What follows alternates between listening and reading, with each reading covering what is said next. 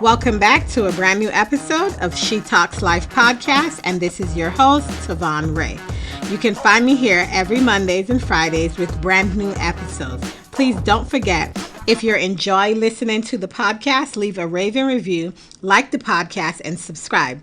This helps the podcast to gain recognition and help push the content to a wider audience. Once again, thank you for listening. Now let's get into this week's episode.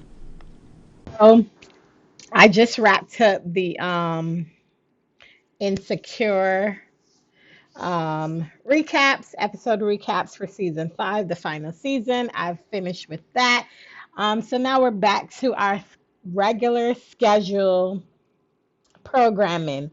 Every Mondays and Fridays, you will find me here talking to you guys, giving you advice, talking about life, because this is what we do. She Talks Life. So on today's episode, we're going to talk about something that kind of I'm taking away from Insecure. Doing relationships better after a list of bad ones. This is the episode's title.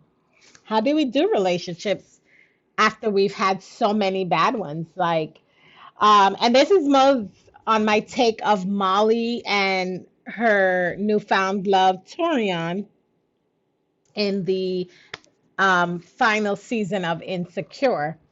So I wanted to kind of touch on that because I've had my experiences. You guys have had yours. I know you guys have dated. You guys have fell in love. You guys had committed. You guys have, you know, put assets together, moved on in, got bills in your name, got the whole shebang, bang, bang. But unfortunately, those run its course and you find yourself in a repetitive cycle. And how do you break that cycle? So in my thoughts on this topic is, how do you do it better? Is there a better way to do relationships after a list of bad ones? Like, truly, let's talk about it.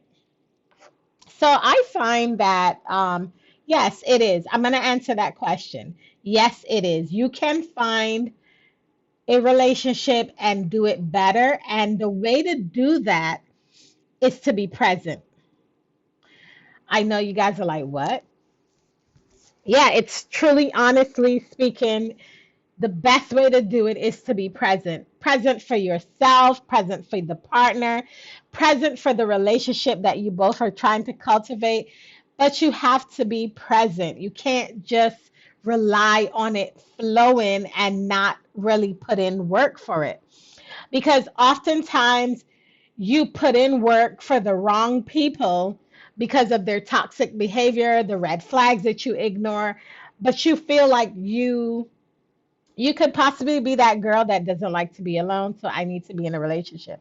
So if I ended a relationship today, by the end of Friday, I need to be in another one. But that's toxic. You're just creating this toxic environment for your mental health, your mental state. And so you check out and you literally check out because you tap it away in the back. The real you, the person who sees value of oneself, is hiding because of all these bad relationships. So let me break that down a little bit more. So a long time ago, um, I was going through relationships, like just going through them. I didn't think about what I wanted, how I wanted to be loved. I didn't think about my love language. I didn't think about what value does this person add to my life. I didn't think about how I matter to the person or how they matter to me. All I thought about was, oh, this person is really nice. I feel great. They check one thing off the box. They make me feel better than the last relationship. And so I decided that this one works, right? This is a great relationship. Not knowing that even though I was going through these relationships, I never once stopped to think, am I present in any of these relationships? Am I valuing the person in these relationships? And which role am I playing in the relationship? I never once thought about that until a couple of years ago. Um, you guys know that I talk about therapy a lot on this podcast because therapy helps. It allows you to see yourself, and it allows you to ask questions and answer questions that you may have had or don't even realize that were there. And then you unpack so much emotion and trauma. And the more you do that, the more you become aware of yourself, who you are as a person and who you want to be as a person, the reality of yourself. That's how I look at it, the reality of oneself. So I promised myself that, after breaking up in 2012, that relationship that I left was very toxic, but I didn't really see it in the way that I should have. There was so much red flags in that relationship, but most of all, I really ignored all of those red flags. And it was at that point in my life that I said to myself, I don't want this anymore. Like, I woke up and said, I do not want this relationship anymore. I do not love this person. I do not feel anything for this person. I'm just existing in this world, this bubble that we built. And I didn't even know who I was. I started gaining weight. I didn't check on my health. I didn't look at who I was becoming while I was in this relationship. Now, I'm not blaming this person for every single thing that happened to me.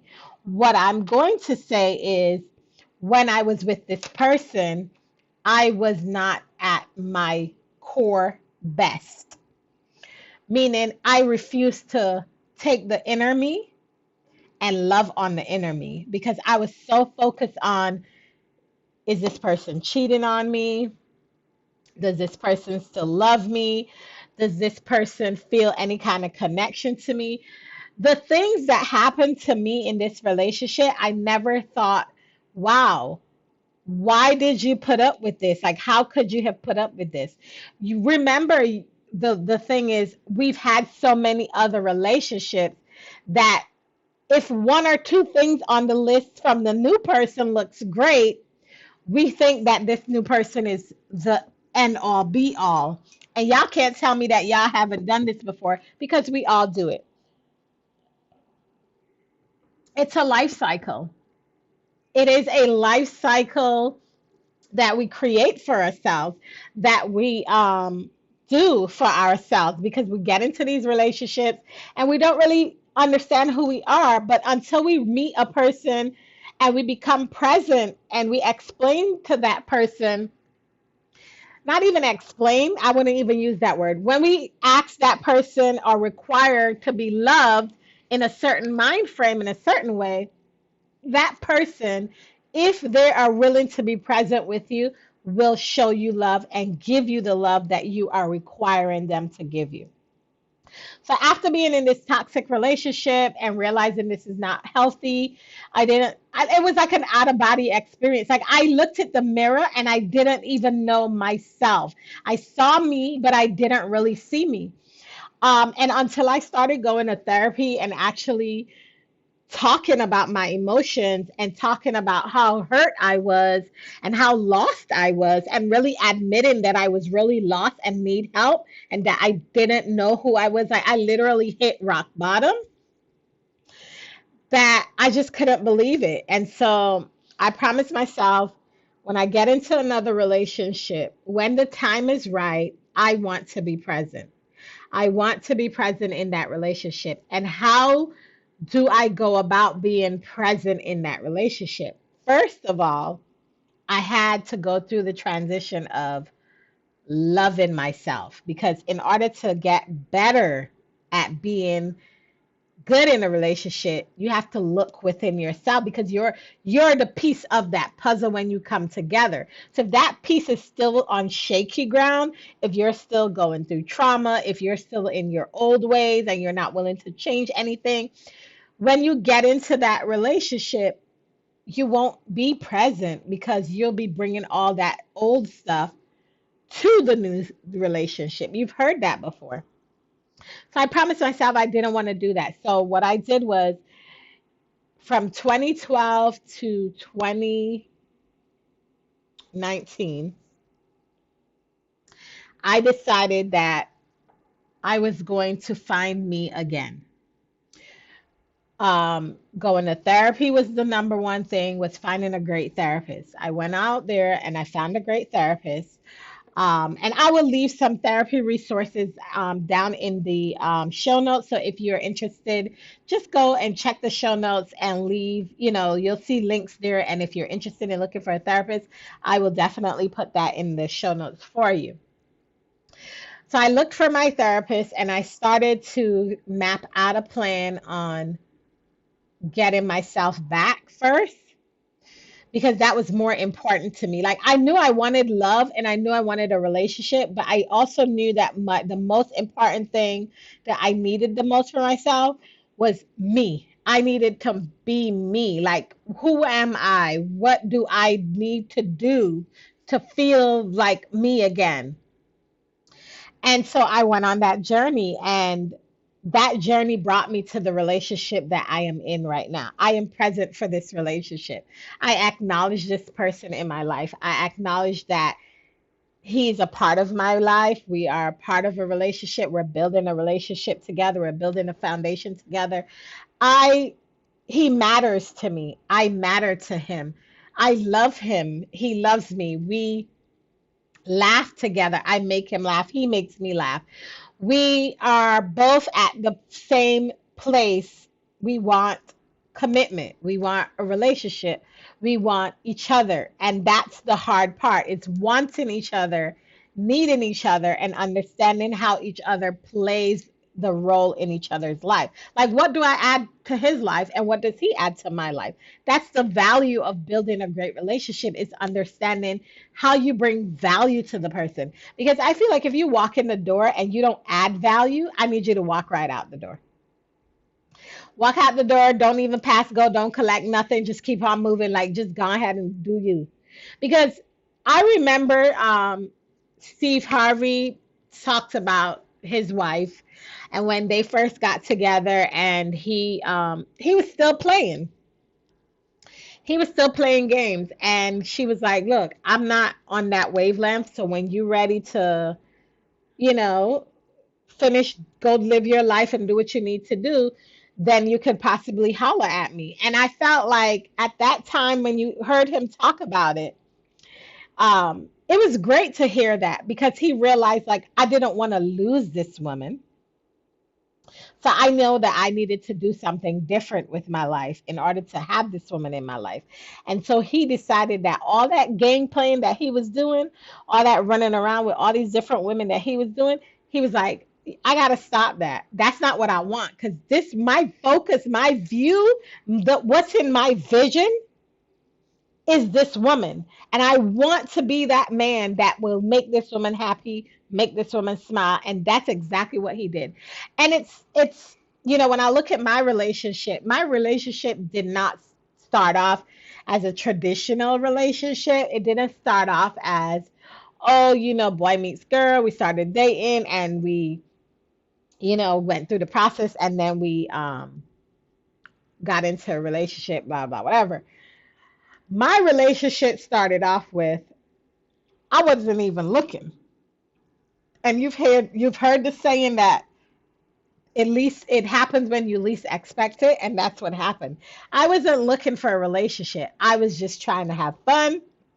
I met this really great guy, and I said to him, "Hey, I think you're cool. I like you. I'm not the type of girl to be messing around with like three and four different guys at a time. And so if you want to give it a try and we could be exclusive, see how it goes.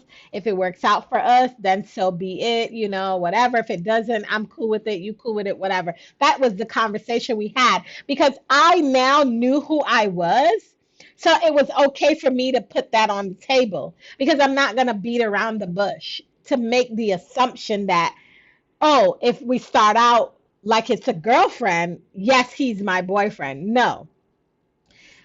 I needed to put it on the table. This is what I want. This is how I feel. If this is what you're down for, then let's do us. Let's kick it. We kicked it. We kicked it. We enjoyed each other's company.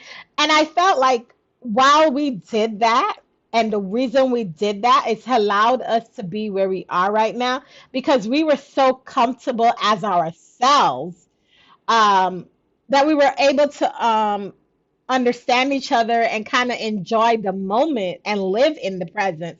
He was still going through something, so he wasn't looking. He was just trying to be, like kicking it. He was dating, I was dating, and there's nothing wrong with dating. Eventually, if you get to that next step, yeah, that's the next step. You want to be exclusive. But we kind of did it where it's like, okay, hey, let's just try it out. What's the harm that can happen? If you don't feel like it's going anywhere, then you just say, hey, look, it's not going anywhere. I think you're great. And that's it. And then you move on and do that. For us, we kind of knew that we felt something for each other. We knew it was more than that. Then quarantine happened. The pandemic happened, and we decided that, okay, we gonna quarantine together. And we did. We did, but we didn't have the traditional let's date forever and then we go through the process. But as we were going through that dating process and getting to know each other more, we realized what we wanted out of each other. We talked about it, feelings. One thing I did make a point to mention was I needed us to check in with each other. How do I know that this relationship is working for both of us? I can't read your mind, you can't read my mind. So one of the things that I realized is that we need to talk. We need to communicate. That is a strong thing for me. I prefer to have communication. I don't want someone who isn't going to be able to communicate with me. If you can't communicate your feelings, your needs, your thoughts with me, we are going to have a problem because I am a big communicator, and a lot of times people don't like to communicate. And with him, I found that we both communicated. He was understanding the fact that I needed him to communicate his feelings. If something wasn't working for him, let's bring it to the forefront. Let's talk about it as mature adults. Because I don't hold a grudge if you bring something to the table and I didn't ask him to do that either. This is a conversation. Whether it was hard to have or not, we still needed to have it because that's the way you grow. That's the way you're understanding how to be better people as well because you're talking to each other and not at each other. You're not arguing, you're not fussing, you're not fighting. We've had our ups and downs, we have, but most of the time it was a learning process because we realized like we were. So what our ups and downs really came from us remodeling the house this summer and last summer when I began to start remodeling the house and putting things together. When I say remodel, like mostly cosmetic stuff, paint the house, do all that stuff. If you don't communicate with each other and have a game plan, you get frustrated because you want one thing, that person wants the other thing. And I started to realize like we have to talk. If we don't talk, we will fuss and fight at each other. And that was something that we didn't want. So we learned to communicate. And that was what made things stronger because the more we communicated, the more stronger bond we build. And now it's so easy to come to each other and be like, hey, you know, um, this happened. I just feel like we shouldn't have done that, like mature adults should do. One thing I also said to him was, I didn't want to do relationship like anyone else that I've been in a relationship with before. I wanted it to be brand new because you're a different person. I'm a different person. So I'm not like your ex-girlfriends or your ex-wife, and I'm not, you're not like my ex relationships. What you are is you, and what I am is me. And we need to focus on what we both bring to this particular relationship. So, what you did back then with that person, you can't truly do it with me. There's few things that you could still do, but other things you have to learn because I'm a different person. I have a different personality. I have different needs. I have different wants. So if you don't understand who I am as a person, because you're thinking, oh, if I did all this with my ex-girlfriends, I could do it with you and you should be happy with it. No, that's not going to work for me. I didn't want to repeat toxic behaviors, and I wasn't trying to bring that to this table. So I made sure that we communicated about it. We talked about all types of things that we needed to talk about, and we learned each other. And in order for me to understand his love language, I had to be present, and by being present, I knew what he liked and I knew how he wanted to be loved, and vice versa. Um, I used to never like flowers. Flowers, I used to hate when someone gave me flowers because it felt like I had to tell you that you needed to give me flowers. Like, oh, you ain't buy me flowers. You know that saying, like, if I gotta tell you to buy me flowers and you buy it just because I told you to do it, I don't want them. That's how I used to feel years ago. It's like if you can't think outside me telling you that, then I don't know what to say to you. I buy flowers for myself. Every week I would go to the grocery store when I go grocery shopping, and I would budget in a little $4 bouquet, $5, $6, whatever, because it made me happy. It made me feel loved. I loved on myself. I love the flowers. I brought home fresh flowers. I made sure my house had fresh flowers. When we got together, he saw that I loved fresh flowers. I love candles. I love how my house is and whatever. And so he started to see those things and notice like those things make me happy. They make me feel good. And he randomly buys me flowers. It doesn't have to be every single week, but when he randomly buys them for me, they make things even more beautiful. Like I feel the love connected to that. And it's really great. Like I still buy flowers for myself, even though I'm in a relationship. I still buy those flowers every week because it's a part of my routine. I kept consistent with my routine. My needs are being met. Flowers are being put in the vase. The house is being cleaned. The candles are being lit. The ambiance is being felt because I'm doing it better. I am doing my relationship better. My relationship with self is better. My relationship with my friends are better, and my relationship with my boyfriend slash partner is better because we're doing it together and not separate. I am not, we're a couple, and as couples, we talk, we love, we laugh, and we nurture. And so if you get to that point when you realize you're questioning, can you do relationships better after a list of bad ones? Yes. Tell yourself, yes, you can.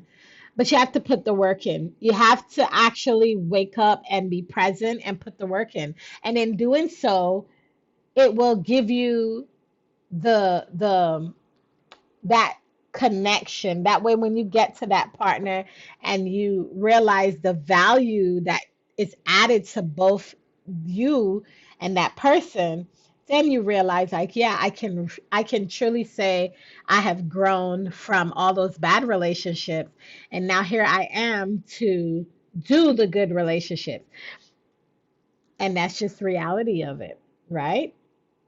Thank you guys so much for listening to today's episode. I hope you guys enjoyed this one, and I will check you out in the next episode. See you guys on Friday. Bye, guys. Okay, that wraps up this Monday's episode. I hope that you guys gained some insight from this episode. I can't wait to see you back here. We will be back on Friday for a brand new episode of the She Talks Life podcast. Don't forget to like, comment, subscribe, leave a review for the podcast so that the podcast can reach a wider audience. And check the show notes for any links and articles that may be related to the show. Also, my socials, if you want to follow me on any social media platform, that will also be in the show notes. So don't forget to check that out. And I will see you. This is your girl, Tavon Ray, and this is She Talks Life podcast. Bye, guys.